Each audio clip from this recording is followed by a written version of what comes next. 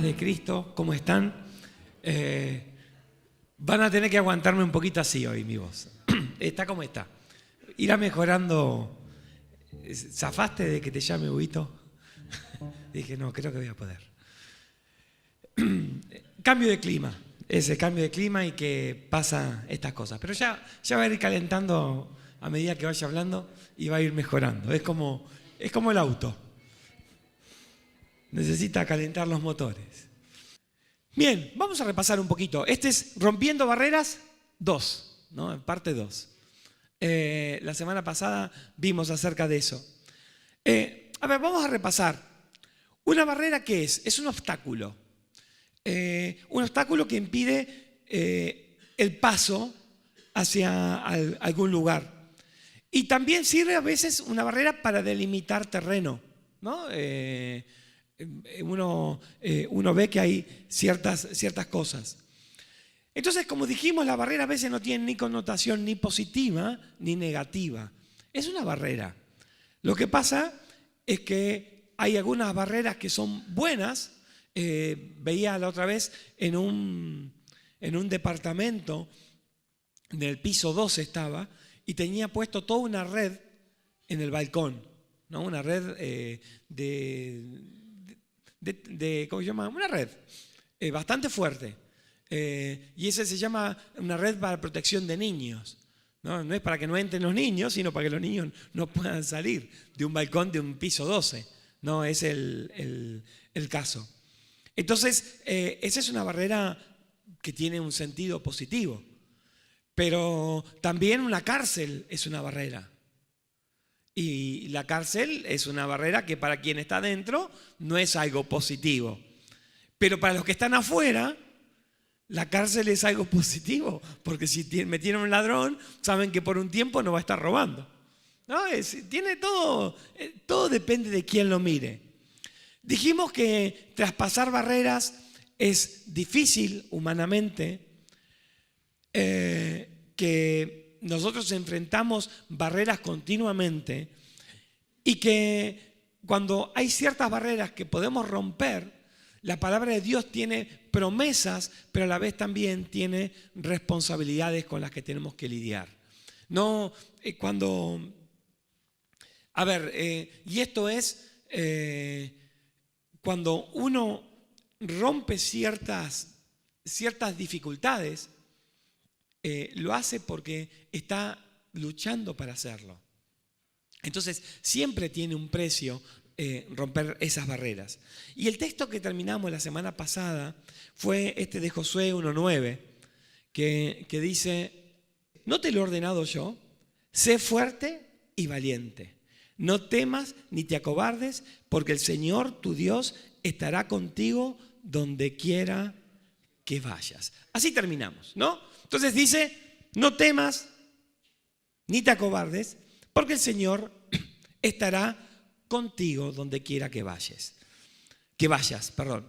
Y hoy vamos a enganchar eso con este texto, con lo que sigue, Josué 1:10. Dice: entonces Josué dio órdenes a los oficiales del pueblo: pasen por medio del campamento y den órdenes al pueblo diciéndoles: preparen provisiones para ustedes, porque dentro de 3 días cruzarán el Jordán para entrar a poseer la tierra que el Señor su Dios les da en posesión. Entonces, esto es lo que el Señor les dice. Ellos terminan, ¿no? Que sean valientes, que sean fuertes, que no tengan miedo. Y ahora les dice: bueno, prepárense. Pasen por medio del campamento y dice: preparen provisiones, porque entre 3 días vamos a pasar. Y lo primero que vamos a ver acá es que para poder pasar ciertas barreras en tu vida, tenés que prepararte. Y hasta aquí el pueblo de Dios había recibido provisión. Dios les había mandado ¿qué para comer? ¿Recuerdan? El maná. Y cuando querían carne, ¿qué les daba? Las codornices. Saben que hace poco tiempo vi en un canal de YouTube, hay un señor judío que explica cosas que pasan de que pasan en Israel y cosas que explican situaciones bíblicas. Y cuenta que en ciertas épocas del año se producen fenómenos que podrían condecirse con estas cosas, con el maná, con un fruto que sale y que sale en el desierto nada más. Después con codornices que pasan volando y a veces agotadas caen. Dice, hoy por hoy sigue pasando esto muchas veces. Lo que pasa es que Dios había hecho que pase en forma regular, ¿no? Pero que sigan sucediendo estas cosas no hace más que decir, wow, lo que está en la palabra de Dios, hoy por hoy hasta se podría llegar a ver, ¿no? Es increíble. Pero dice la Biblia que el día que ellos entraron en la tierra prometida, ese día dejó de caer el maná, dejó de recibirlo, ya no tenían más. Entonces le dice, bueno, se van a tener que preparar. Y esto sucede en la naturaleza con los animales. Estaba viendo la otra vez un documental donde no sé qué ave era, pero tenía los polluelos en el nido y los empujaban para que se vayan. Se parecen a algunos conocidos míos que empujan a los hijos para que se vayan de la casa cuando ya son grandes. Y se resistían y cuando los empujó, salió y empezó a aletear, porque o aleteás. Es como cuando te sacan las rueditas de la bicicleta. Yo no sé quién aprendió a andar en bicicleta con rueditas.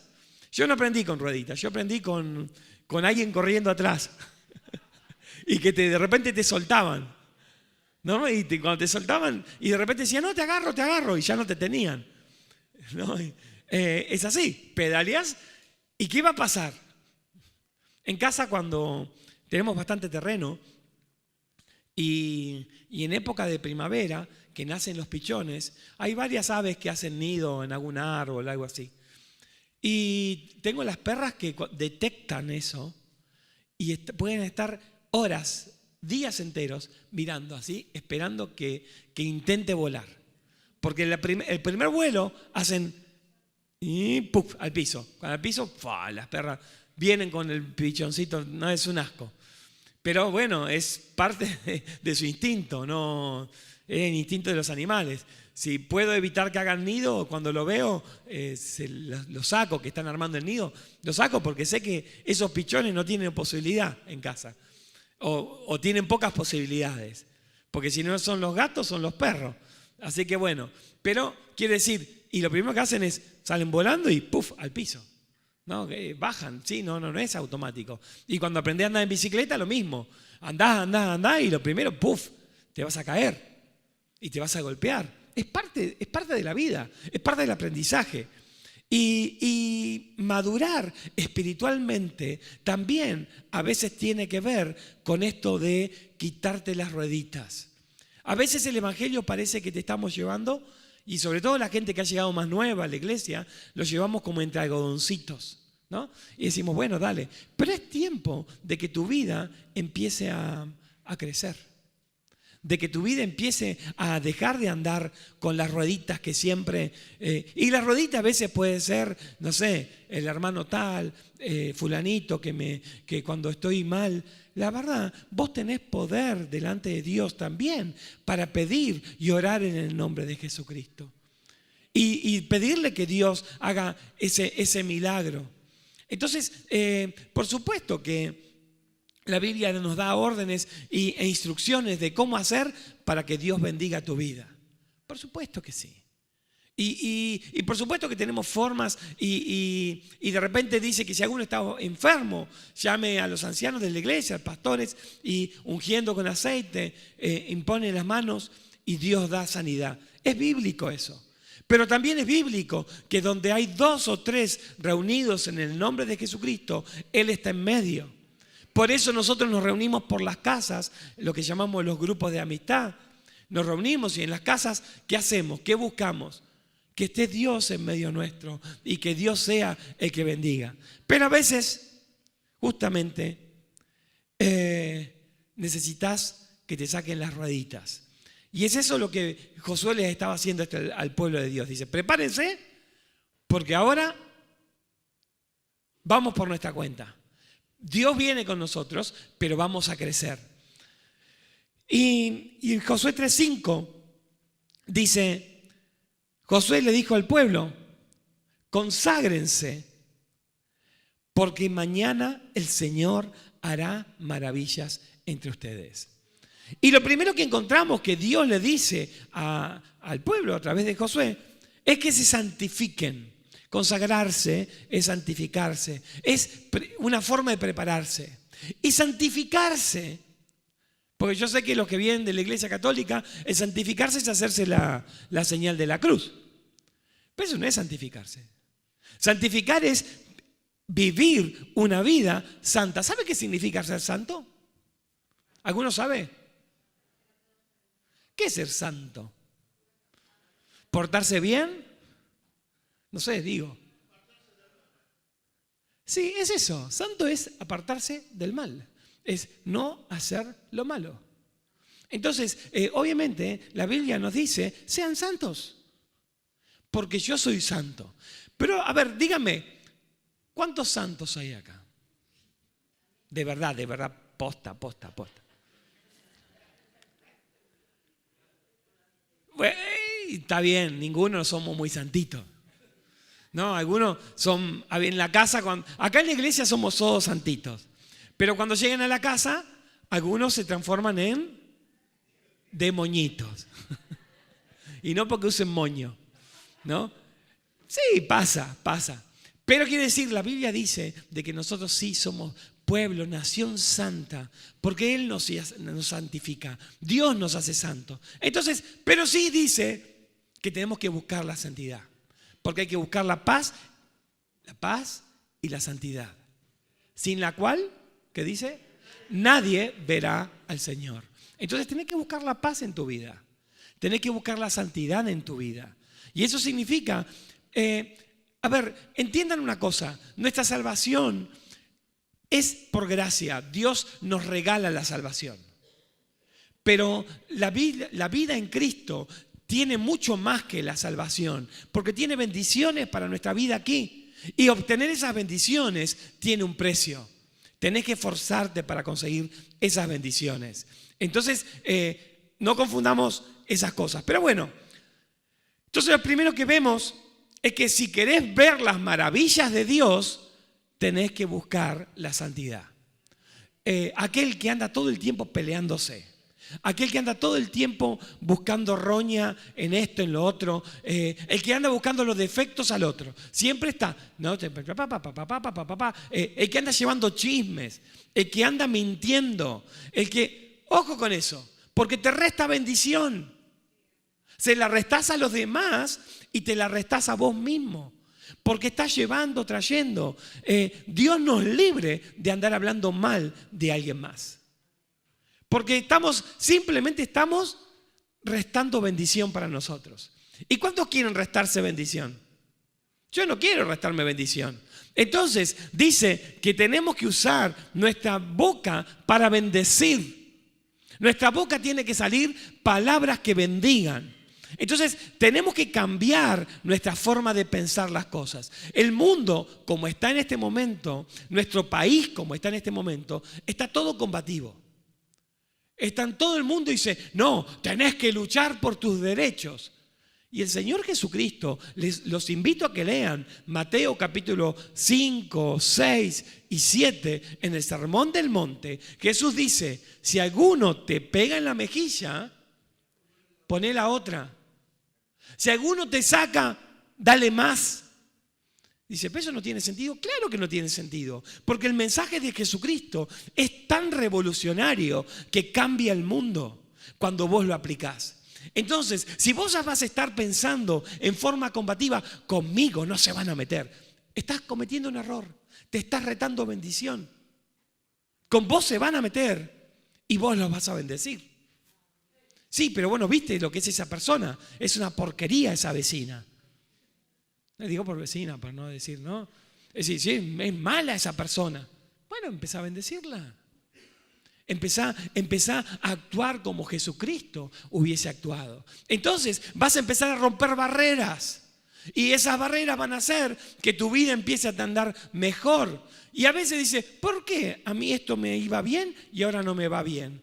Fíjate si no será de que estuviste prestándote a estas situaciones donde restaste bendición en vez de sumar. Recuerden que la Biblia nos dice que más bienaventurado es dar que recibir. Entonces, ahí hay un principio que lo practican hasta los millonarios. Los millonarios saben que cuando dan, invierten, porque después van a recibir con eso. Y nosotros somos millonarios en Cristo. Tenemos que saber que tenemos que dar y sin esperar que vamos a recibir, porque la palabra de Dios nos dice que vamos a recibir. Cuando abrís tu casa para predicar la palabra de Dios, estás dando. Cuando estás llevando el mensaje del Evangelio a otros, estás dando. Y cuando des, Dios te va a pagar. Dios te va a bendecir. Entonces, lo primero que encontramos es que, a ver, y quiero que sepas, Dios no es un títere a tu disposición. Hay algunas personas que piensan que pueden venir a la iglesia y decirle, bueno, Dios, necesito esto, le hacen una listita de supermercado a Dios y le dice, bueno, respondeme todo esto. Dios a veces responde. Yo tengo mi lista de oración, Yo tengo una lista de oración que tengo peticiones desde el año 2014. Muchas están respondidas. Otras no. La lista que tengo actualmente viene desde el 2014. Y voy pasando al final las que están respondidas y voy poniendo la fecha en que Dios me respondió. Porque eso es mi testimonio de lo que Dios está haciendo. Y yo tengo ahí. Y el otro día, y había estado un tiempo sin mirar esa lista. Y la abrí y encontré una petición respondida más. ¿No saben qué lindo que es eso? Reencontrar. Uy, Señor, gracias. Yo me había olvidado de que la había pedido. Digo, ay, mira, lo pedí. Y Dios me respondió. Y me di cuenta que me faltaban algunas de las nuevas. Las agregué y están ahí en mi listita de peticiones. Pero eso no significa que yo estoy exigiéndole a Dios. Es simplemente un testimonio de lo que Dios hace. Pero quiero decirles eso, ¿no? Dios no está a tu disposición como un títere, como un service de... Decía un hermano que se congregaba aquí antes, hace muchos años, un service de heladera. Dios no es tu service de la heladera, que lo llamás cuando se te rompen. Entonces, a cruzar el río. Y aquí, cuando van a cruzar el río, se los voy a contar la historia para no leerla y para que la podamos llevar un poquito así. Josué le dice, bueno, vamos a cruzar el río. Dice, pero lo que van a hacer es que van a pasar los sacerdotes con el arca del pacto, ahora lo vamos a ver un poquito mejor ese tema, van a pasar y van a entrar al agua. Y cuando ellos entren, el agua se va a detener y se van a parar en el medio. Y cuando pase eso, ustedes van a tomar 12 piedras del lecho del río y van a levantar un monumento en el medio del río. Y después van a tomar otras 12 piedras y las van a llevar afuera del río, en el lugar donde yo les voy a decir, y vamos a levantar otro monumento ahí. ¿No? Eso fue las instrucciones que recibieron. Y en esta historia tenemos 4 principios que quiero compartirles con ustedes hoy, para entender un poco cómo hacer esto de que recibir bendición y romper esas barreras que a veces nos están impidiendo tener la bendición en nuestras casas. El primer principio es que ellos sintieron la carga del pacto. Y a ver, ¿qué significa eso? Josué 3:6 dice, y Josué dijo a los sacerdotes, tomen el arca del pacto y pasen delante del pueblo. Y ellos tomaron el arca del pacto delante del pueblo. Entonces, ¿qué era el arca del pacto? El arca del pacto, yo creo que se los conté varias veces, pero era una cajita. En serio, no era una gran caja. Una caja de 60 centímetros de largo por 40 más o menos, 50 de ancho y 60 de alto. Una caja, ¿no? Pongámosle algo así, ¿no? ¿Qué tenía esa caja? Primero estaba cubierta toda de oro. ¿Y qué tenía adentro? Adentro tenía las tablas de los 10 mandamientos, un poco de maná y la vara un trozo de la vara de Aarón que había reverdecido. Digo, no entra una vara muy larga en eso, ¿no? Por más que entre en forma así diagonal, muy grande no era. Esa caja estaba cubierta toda de oro, tenía arriba de la tapa, tenía unos ángeles tallados también en oro, con las alas extendidas, y tenía a los costados, tenía 4 anillos, y esos anillos eran para pasar unas varas, y de esas varas pasaban el anillo por ahí, las varas, y de los 4 costados lo levantaban y lo llevaban sobre sus hombros 4 sacerdotes. Esta era la forma en que Dios había decidido que tenía que transportarse el arca del pacto.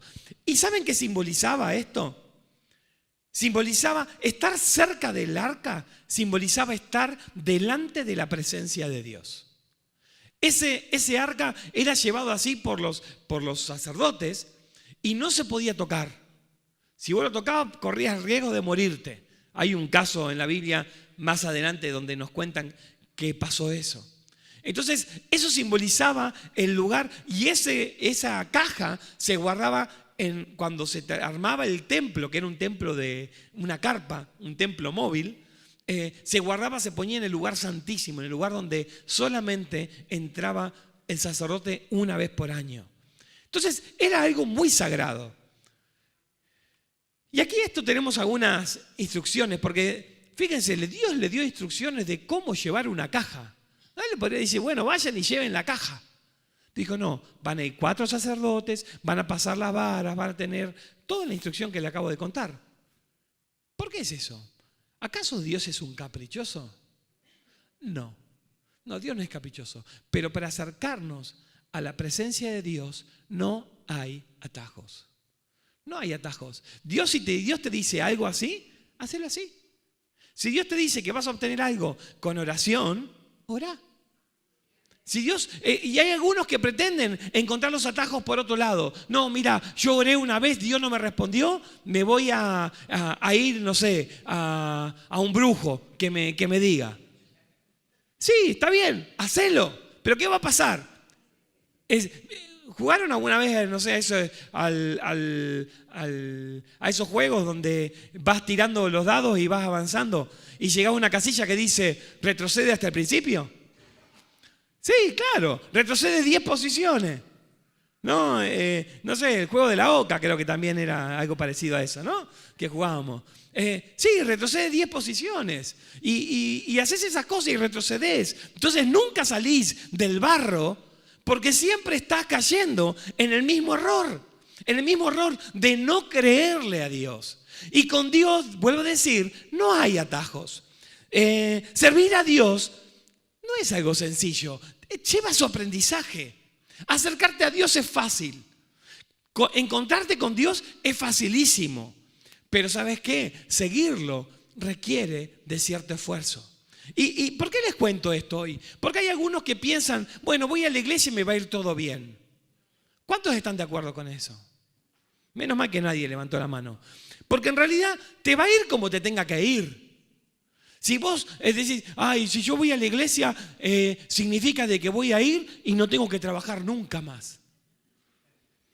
No, y yo te diría, no, campeón. Te vas a morir de hambre. Porque la Biblia dice que el que no trabaja, que no coma. Así lo dice. No estamos a ver. Entonces, entiendan de que la Biblia no tiene atajos. Lo que la Biblia tiene es la forma en que vos te encuentras con Dios. Y cuando vos te encontrás con Dios, empiezan a haber bendiciones en tu vida. Y yo lo que quiero es que vos te encuentres en serio con Dios y que empieces a tener muchas bendiciones y que empieces a contar. El otro día un hermano me decía, ¿sabes qué? No sé a veces si contar todas las bendiciones que Dios me da. Dice, porque me siento mal porque hay otros que no tienen. Y digo, contalas. Si te las dio Dios, ¿quién te las dio? No, es Dios. Y bueno, contalas. Dice, pero a vos te parece porque fulanito, mirá, y menganito. Digo, contalas. Porque las bendiciones de Dios son de Dios. Y Él las reconoce como de Dios. Entonces, lo primero es que, y en esto quiero decirles, el pecado es pecado. Lo que está mal, está mal. Mentir está mal. No le busques vueltas. Si usas indebidamente el sexo, es decir, fuera del matrimonio, o con pornografía, o con algo que denigre la santidad que hay en eso, estás pecando. Si estás mintiendo, estás pecando. Si no obedeces lo que Dios te dice, estás pecando. Si estás robando, estás pecando. Bueno, pues, ¿quién lo ve? Me llevé esta pavadita. A ver, llevarte un lápiz, una lapicera de tu trabajo, si no es tuyo, si no te la dieron, estás robando. Pero no se entera, mira, tienen 10 cajas. ¿Qué tiene que ver? Es decir, ¿entienden, no? Los principios del Hijo de Dios son unos principios fuertísimos, que no buscan ventaja, están buscando simplemente demostrar que somos hijos del Creador. Y yo no necesito llevarme una virome para ser millonario. ¿Entienden? Es decir, a veces hay algunas personas que piensan que con eso van a obtener. Es mejor, si lo necesitas, decir, ¿me puedo llevar? Posiblemente digas, sí, lleva, ni preguntes. Pero siempre pregunta. Lo mismo aquí en la iglesia, ¿no? Entiendo, ¿no? Yo no sé cuántos tienen todavía platos de la iglesia. Yo ya traje todos. Pero con esto de que comemos a veces acá, están esos platos de melamina que, bueno, o los fuentoncitos, bueno, si tienen algunos tráiganlo, porque ya saben. Igual, yo sé que no lo hacen queriendo eso.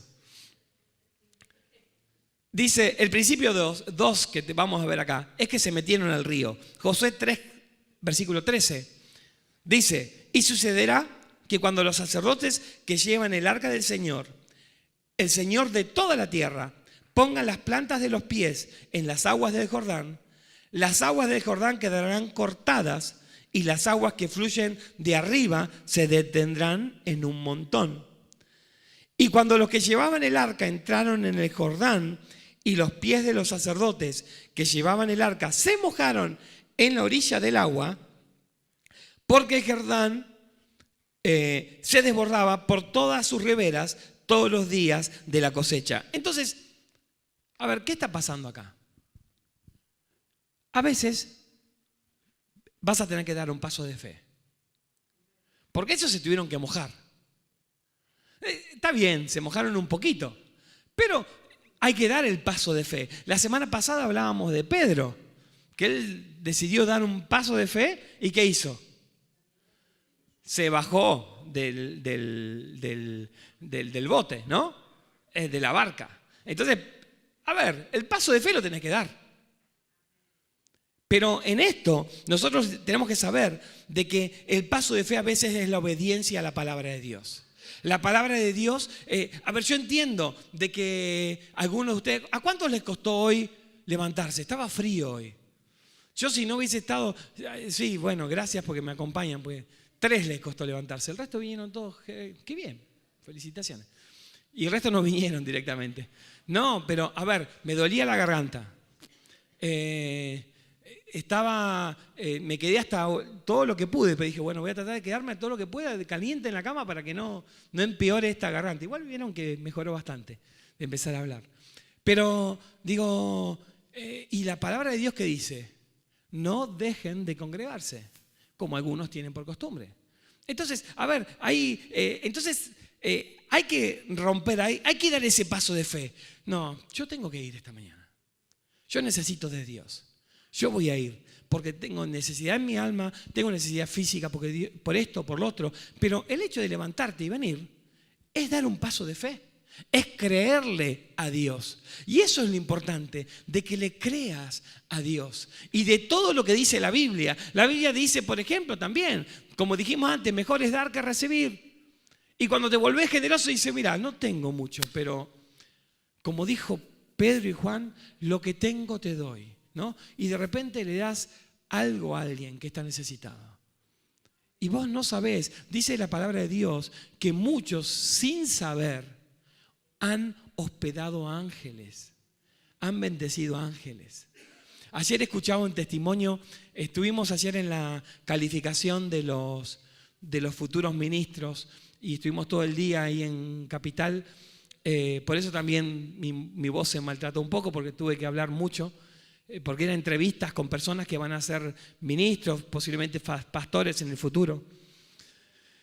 Y un hermano me contó cómo el Señor lo rescató de las drogas, ¿no? Y de qué forma fue. Y dice que él estaba un día, él tenía problemas con las drogas, pero más que nada con el alcohol, era lo que más lo... Y dice que él tenía 2 pesos y ya iba ahí y ya estaba mal. Y estaba tan mal, que un día se largó a llorar en una parada de colectivo. Estaba en una parada de colectivo y se largó a llorar. Y de repente dice que vino una persona y dice, ¿qué te pasa? ¿Por qué estás llorando? Porque no quiero vivir más así. Y la persona le dijo, porque él conocía ya, le habían hablado de Cristo y todo eso. Dice, tenés que acercarte a Cristo. Dice, y Él va a secar tus lágrimas, algo así, ¿no? Le dijo a la persona así. Entonces él dijo, sí. Y se quedó así, y cuando levanta la vista lo busca y no estaba más la persona, ¿no? Y él me dice, Dios dice, me rescató a mí. Dios me rescató a mí. Dice, a mí no me rescató. Dice, yo ese día dejé de tomar, dejé de consumir. Dice, me costó un montón. No te voy a decir que no me costó. No, porque una de las preguntas que hacemos a esos futuros pastores es si en un momento de su vida consumieron drogas. Y este muchacho hace 8 años que pasó esto, está casado, tiene familia ahora. Y dice, Dios me mandó un ángel. Dice, yo, ¿cómo no voy a estar agradecido a ese Dios? No, en algunos casos pasa así, en otros casos pasa distinto, pero quiero decir, él le habló a Dios y dio ese paso de fe. Y ese paso de fe lo tenés que dar vos. Tenés que proponerte lo que Dios tiene para tu vida y decir, voy a hacer eso. Y si haces un pacto con Dios, cumplilo. Me voy a levantar todas las mañanas a orar. Me voy a levantar todas las mañanas a leer la Biblia y lo voy a hacer durante, 40 días. Hacelo. Ofrendá a Dios tu tiempo y vas a ver cómo Dios va a empezar a bendecir tu vida y vas a empezar a tener respuestas y vas a empezar a encenderte y vas a empezar a ver los milagros. Entonces, si vivís con una fe liviana, sin compromisos, carente de sentido, nunca vas a ver la gloria de Dios. Así de fácil te la digo. Si tenés una fe liviana, seguí viniendo acá, está bien, la pasamos bien, te saludamos, pero no sirve una fe livianita. Acá tiene que ser algo con compromiso. Si quieres ver, esto es perdón, hoy estoy a lo mejor medio, pero quiero que entendamos de qué se trata esto. Dios te bendice cuando te comprometes con Dios. Es así, Dios no está a tu servicio, es al revés, nosotros servimos a Dios. El principio 3 dice que hicieron un altar invisible. Miren, Josué levantó 12 piedras en medio del Jordán, en el lugar donde estuvieron los pies de los sacerdotes que llevaban el arca del pacto y han estado allí hasta hoy. Este es algo muy extraño. Porque cuando ellos hicieron ese montículo de 12 piedras, le hicieron en el medio del río. Cuando ellos se fueron, ¿se podía ver el montículo? No, es un río caudaloso, no. Es decir, el montículo se vio una sola vez. ¿Y por qué será de que Dios les dijo que hagan ese montículo ahí? Esto tiene una enseñanza. Y tiene que ver con que tiene que haber un altar invisible en tu vida. ¿Cómo es un altar invisible? Este pastor viene con cosas raras hoy. Claro, es lo que haces vos cuando estás solo, cuando estás en tu casa, cuando estás, es eso, lo que vos hagas con Dios cuando están solos. Es eso, de eso se trata. Y Jesucristo lo remarcó. Ahí en Mateo capítulo 6 dice, cuando ores, no seas como los hipócritas que les gusta orar en público. No seas como esos pastores hipócritas. Esto estoy diciendo ya, ¿no? que se levantan y hablan al público, todo así. Dice, sino más bien, cuando ores, entra a tu cuarto, cerrate con llave y ahí lo que hables en secreto, Dios te lo va a contestar en público. Eso es fantástico. Dios te dice, quiero que tengamos un tiempito nosotros dos. Y de eso se trata este altar invisible. Porque este no lo ve nadie. Yo no veo el altar invisible de Jorge. No lo puedo ver. Pero a lo mejor lo puedo notar. Porque el altar invisible se traduce después también en el otro principio, que es en el altar visible, que sí se ve. Y ahí está el principio 4. Dice 4:8, y los hijos de Israel lo hicieron así como Josué les mandó. Tomaron 12 piedras de en medio del Jordán, como Jehová le había dicho a Josué, conforme al número de las tribus de los hijos de Israel, y las pasaron al lugar donde acamparon y las levantaron allí. Y ahí, después de pasar el Jordán, el pueblo también hizo un altar donde pudiesen verlo. Y dice, ¿y para qué es esto? Dice, para que cuando tus hijos te pregunten, ¿qué es esto? Vos les puedas responder. Esto es el día que tuvimos fe y pasamos el Jordán, rompimos la barrera. ¿Recuerdan que les conté al principio de que tengo una lista de oración y que tiene desde 2014? Ese es no es público, es privado, sí, es verdad, es mío. Pero es mi altar personal donde miro y miro, acá es donde Dios respondió. Acá es donde Dios respondió. Acá es donde Dios respondió. Acá tengo que orar un poquito más. Pero ¿saben qué? Eso es lo que a veces cuando no tengo fe, voy a esa lista, la miro y digo, gracias Señor, porque mi fe está floja, porque tengo un mal momento, porque estoy mal económicamente, porque veo las noticias y está todo mal. Pero ¿saben qué? Nuestro Dios está diciendo, no te importen las noticias. Yo, hermanos, les digo un consejo de corazón. No se llenen de noticias en esta época. Están informados, sí, por supuesto, tienen que saber lo que pasa. Pero no sé, ojo con mirar todo el tiempo. Hay gente que está prendida al noticiero viendo qué pasa, viendo qué dijo, quién no dijo, que la economía, que el dólar. Por favor. Yo conozco gente preocupada por el dólar y no tiene ni uno solo. Sí, ni siquiera ese que tienen algunos en la billetera, dicen de la suerte, ni siquiera ese tienen. Y están preocupados por el dólar. ¿Por qué? Entendamos que estamos viviendo en un tiempo difícil. La Biblia nos dice de que el último tiempo van a haber guerras, rumores de guerras, hambres, pestilencias, calamidades. Y estamos viviendo el último de los tiempos. Y el Señor dice, pero estén preparados porque yo vengo pronto. Entonces, sepamos de que nosotros necesitamos en este día, primero decía la Biblia, santificarnos. Si queremos ver las maravillas de Dios, empecemos a vivir vidas más santas, vidas más íntegras. No estemos buscando la ventaja en todo lo que hacemos, si queremos ver la presencia de Dios. Y ahí es donde Dios nos va a empezar a mostrar dónde movernos por fe. Dónde vas a tener que pisar un poquito en el agua. Porque a veces tenés que dar un paso de fe. Tenés que dar un paso de fe. Voy a contar algo. No es que sea gracioso, pero esta semana una familia que de la iglesia tuvo que dar un paso de fe. Y estaban re asustados. Presentamos, ya saben, esto creo que lo contamos, pero presentamos a la hermana Gaby, hermano Marcelo, para ser iniciados al ministerio.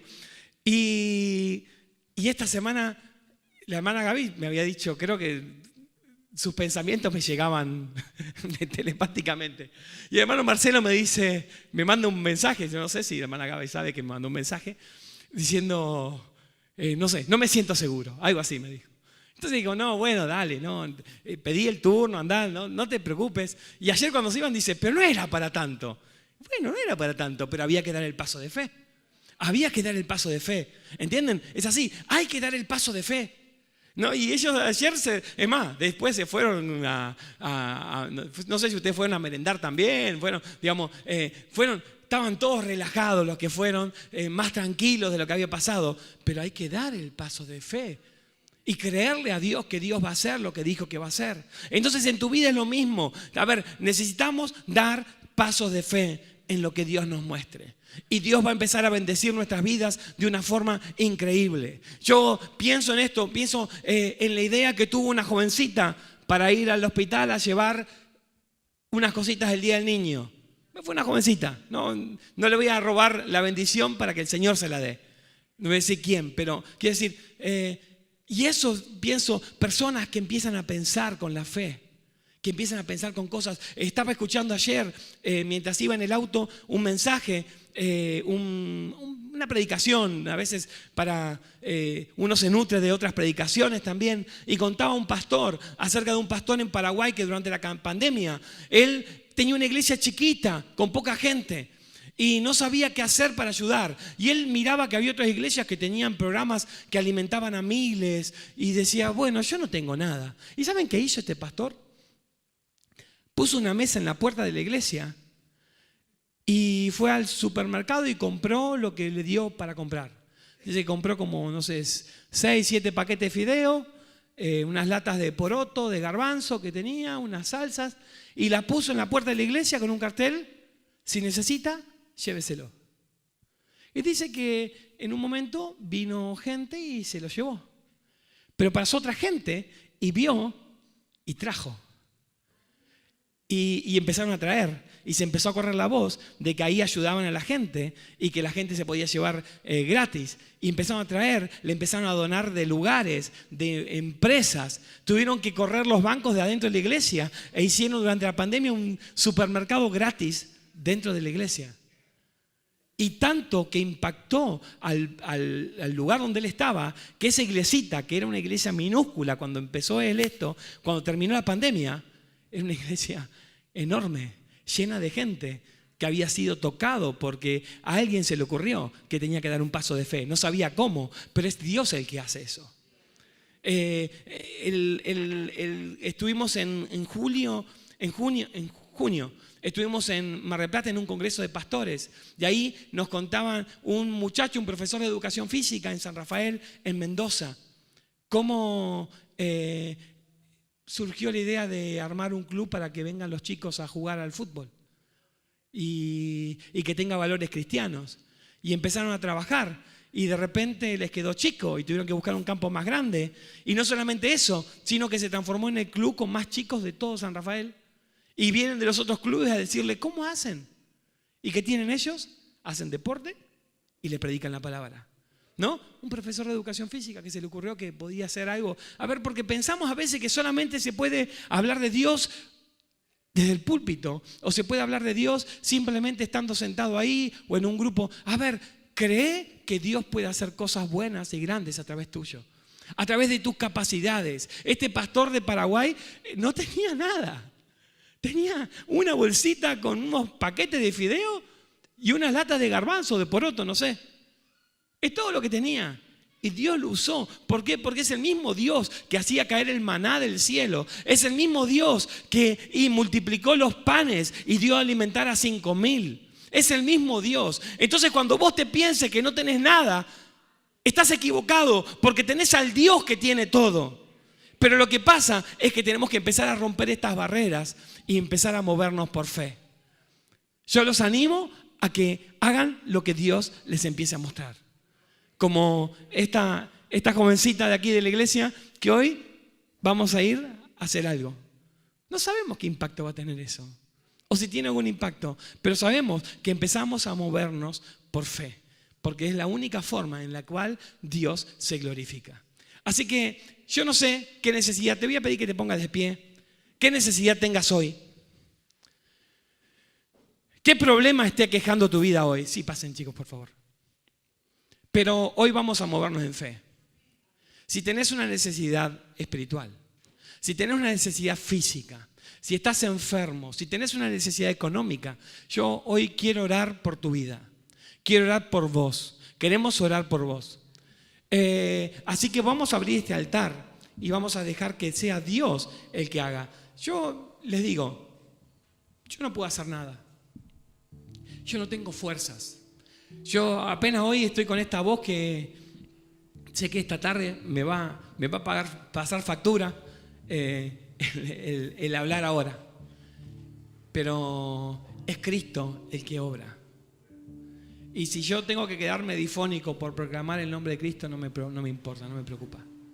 Así que damos gracias a Dios. Y si tenés un motivo, una barrera todavía más para romper, Jesucristo hoy está dispuesto a tomar ese control. Oremos, Señor Jesús.